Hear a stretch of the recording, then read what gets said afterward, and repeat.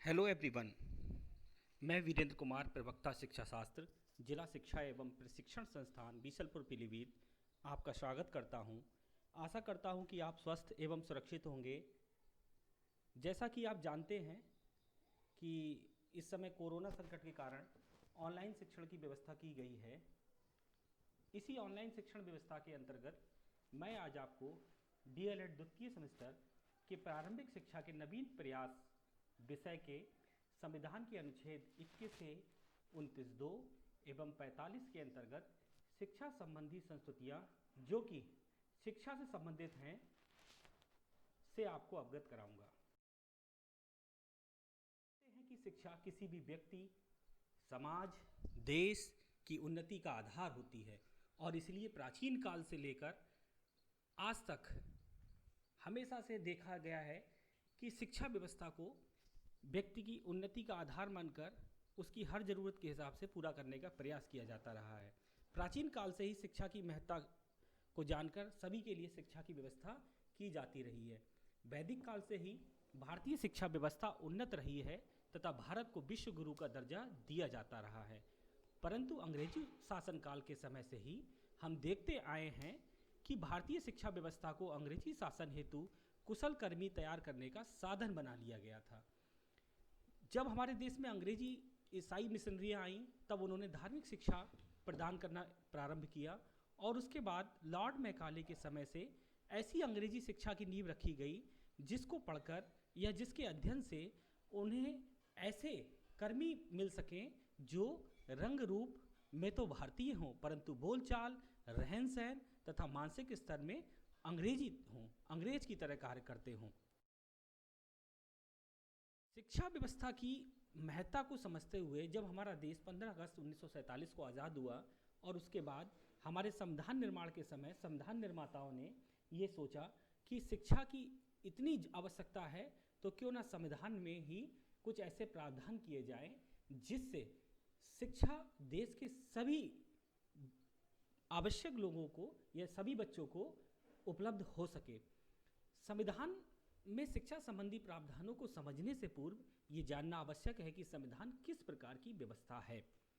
संविधान क्या है?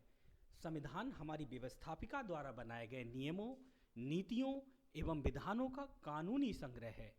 इस संविधान के 22 भाग हैं तथा 395 अनुच्छेदों को ये अपने अंदर समाहित किए हुए हैं। अनुच्छेदों में संपूर्ण भारतवर्ष से संबंधित सभी प्रकार के प्रोविजन 395 अनुच्छेदों में समय समय पर चेंज और मॉडिफिकेशन किया जाता रहा है। समय के अनुरूप इन अनुच्छेदों में नवीन अनुच्छेद जोड़े गए हैं जिन्हें सब आर्टिकल 1, 2, 3 अथवा ABC के रूप में वर्णित किया जाता रहा है। यदि किसी आर्टिकल में ABC अथवा 1, 2, 3 इस प्रकार से लिखा गया होता है तो इसका अर्थ ये होता है कि ये अनुच्छेद मूल अनुच्छेद में बाद में जोड़ा।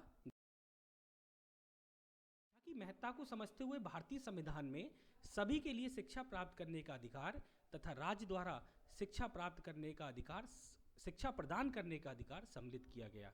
जैसा कि अनुच्छेद 21 से ज्ञात होता है कि यह अनुच्छेद मूल संविधान में सम्मिलित नहीं था तथा इसे बाद में जोड़ा गया था, परंतु संविधान में शिक्षा व्यवस्था को इससे पूर्व किस तरह से व्यवस्थित किया जाता था? तो संविधान में शिक्षा व्यवस्था को इससे पूर्व अनुच्छेद 45, अनुच्छेद 24, अनुच्छेद 30(1), अनुच्छेद 39(e) तथा अनुच्छेद 39(f) से संचालित किया जाता था। बात करते हैं सबसे पहले कि आखिर अनुच्छेद 45 क्या है। संविधान की आर्टिकल 45 में या अनुच्छेद 45 में 6 से 14 वर्ष तक के बालकों के लिए निःशुल्क एवं अनिवार्य शिक्षा को राज्य का एक नीति निर्देशक सिद्धांत घोषित किया गया। इस अनुच्छेद में यह उल्लिखित है कि राज्य इस संविधान के लागू किए जाने के समय से 10 वर्ष के अंदर सब बच्चों के लिए जब तक वह 14 वर्ष की आयु पूर्ण नहीं कर लेते निःशुल्क एवं अनिवार्य शिक्षा देने का प्रयास। इस लक्ष्य की प्राप्ति 10 वर्षों के बाद 1960 तक हो जानी चाहिए थी, परंतु लक्ष्य प्राप्ति के अभाव में समय समय पर इस सीमा को आगे बढ़ाया जाता रहा।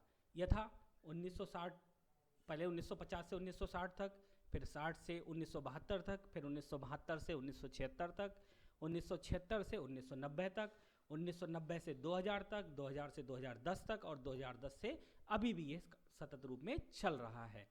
संविधान में ये व्यवस्था यद्यपि 10 वर्षों के लिए निर्धारित थी, शुरुआत में केवल 10 वर्षों के लिए ये व्यवस्था निर्धारित थी तथा ये माना गया कि 10 वर्षों में हम सभी को इस प्रकार की शिक्षा व्यवस्था के अंतर्गत ले आएंगे और सभी को शिक्षा प्रदान कर देंगे। लेकिन राज्यों के द्वारा उदासीन रहने के कारण हम अपने लक्ष्यों को या भारतीय संविधान की व्यवस्था अपने लक्ष्यों को प्राप्त नहीं कर सकी। आर्टिकल 45 में निहित व्यवस्था को लगातार बढ़ाया जाता रहा। आर्टिकल 45 में बताया गया है कि राज्य निःशुल्क एवं अनिवार्य शिक्षा देने का प्रयास करेंगे। इसमें प्रयास शब्द का प्रयोग किया गया था, अर्थात इसके पूरी ना होने पर हम कोर्ट की शरण में नहीं जा सकते थे। ये डायरेक्टिव प्रिंसिपल्स अर्थात डायरेक्शंस है जो ये बताता है कि राज्य को किस तरह काम करना चाहिए। ये कोर्ट के द्वारा इन्फोर्सेबल नहीं होते हैं, इनके वायलेंस होने पर हम कोर्ट की शरण में नहीं जा सकते। उदासीनता के कारण ये प्रयास सफल नहीं हो सके।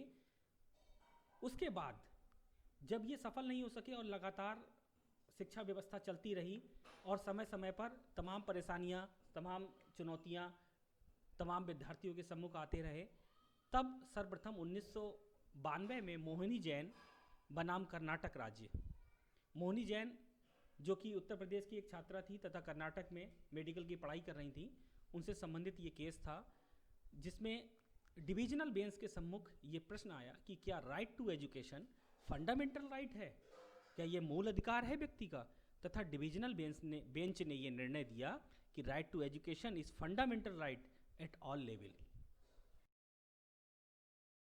उन्नी कृष्णन बनाम आंध्र प्रदेश राज्य का केस आया जो कि 1993 का है। इस केस में संवैधानिक पीठ ने, यहाँ ध्यान देने की बात यह है कि मोहिनी जैन के केस में डिविजनल पीठ थी, डिविजनल बेंच थी, लेकिन यहाँ पर संवैधानिक पीठ है। संवैधानिक पीठ का आशय होता है 5 या इससे अधिक जजों की एक पीठ जो कि सर्वसम्मति से कोई निर्णय करती है। तो इस केस में संवैधानिक पीठ ने Mohini Jain versus state of Karnataka के केस को ओवर रूल्ड कर दिया। जहाँ मोहिनी जैन केस में शिक्षा को सभी स्तरों पर मूल अधिकार माना गया था, वहीं उन्नी कृष्ण केस में 6 से 14 वर्ष तक की आयु के लिए यह सीमित कर दिया गया।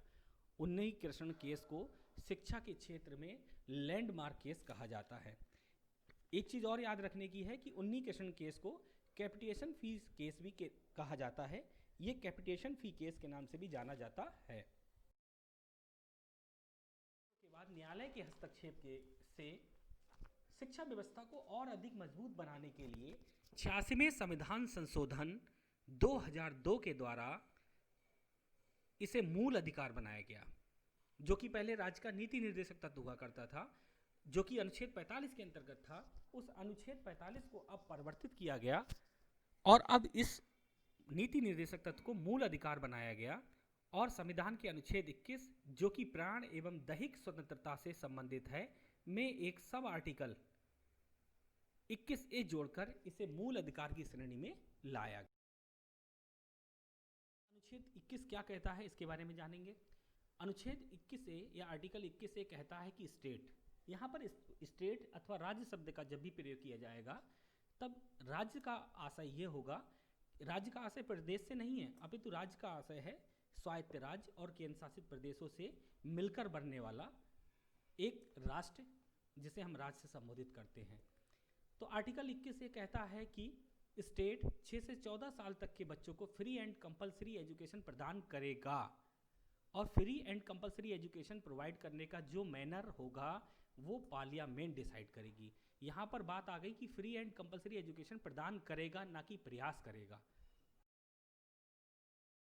ये उठता है कि आखिर अनुच्छेद 21 के अंतर्गत ही इसको क्यों रखा गया।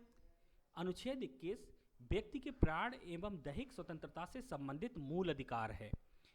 शिक्षा प्राप्त करने को भी व्यक्ति के प्राण एवं दैहिक स्वतंत्रता के मूल अधिकार से संबंधित एवं समकक्ष माना गया है, इसलिए इसको अनुच्छेद 21A में रखा गया। निःशुल्क एवं अनिवार्य शिक्षा की व्यवस्था जो कि पहले राज्य के नीति निर्देशक तत्वों में आती थी, अब वह व्यक्ति का मूल अधिकार बन गई। इसी अनुच्छेद 21A को और अधिक प्रभावी बनाने के लिए अगस्त 2009 में संसद के द्वारा शिक्षा का अधिकार अधिनियम पारित किया गया जो कि 27 अगस्त 2009 में भारत के राजपत्र में प्रकाशित होकर एक अधिकार बन गया, जिसे शिक्षा का अधिकार अधिनियम 2009 के नाम से जाना गया। यह अधिनियम 1 अप्रैल 2010 से प्रभावी हो गया। हम अपने नेक्स्ट या अगले लेक्चर में शिक्षा के अधिकार अधिनियम 2009 से संबंधित एक विशेष लेक्चर बनाएंगे और उसमें इसका वर्णन किया जाएगा। देखने की बात यह है कि ये प्रावधान केवल एलिमेंट्री एजुकेशन प्रदान करने के लिए है, ना कि हायर एजुकेशन के लिए। ऐसा इसलिए है क्योंकि ये प्रोविज़न केवल 6 से 14 वर्ष तक की आयु के बच्चों के लिए, यानी कि कक्षा 1 से 8 तक के बच्चों के लिए शिक्षा प्रदान करने की व्यवस्था करता है। हायर एंड प्रोफेशनल कोर्सेज को करने की कॉस्ट ज़्यादा होती है और स्टेट के पास इतने रिसोर्सेज उपलब्ध नहीं होते हैं। इसीलिए ये केवल कक्षा 1 से कक्षा 8 तक के बच्चों के लिए शिक्षा प्रदान करने की व्यवस्था करता है। उच्च शिक्षा देने में ये अधिकार राज्य की आर्थिक क्षमता पर अब अनुच्छेद 29(2) के विषय में आते हैं। अनुच्छेद 29(2) नागरिकों को शिक्षण संस्थाओं में प्रवेश के अधिकार से संबंधित है। इस अनुच्छेद के अनुसार राज्य द्वारा पोषित अथवा राज्य निधि से सहायता प्राप्त करने वाली किसी संस्था में प्रवेश करने से किसी भी नागरिक को केवल धर्म, वंश, जाति, भाषा अथवा इनमें से किसी आधार पर नहीं रोका जा सकता है। अनुच्छेद 29(2) राज्य द्वारा पोषित अथवा राज्य से सहायता प्राप्त करने वाली शिक्षा संस्थाओं में प्रवेश का समान अधिकार सभी नागरिकों को। इस अनुच्छेद द्वारा शिक्षा संस्थाओं में प्रवेश पाने का अधिकार व्यक्ति को एक नागरिक के रूप में प्राप्त है, ना कि समुदाय के सदस्य के रूप में।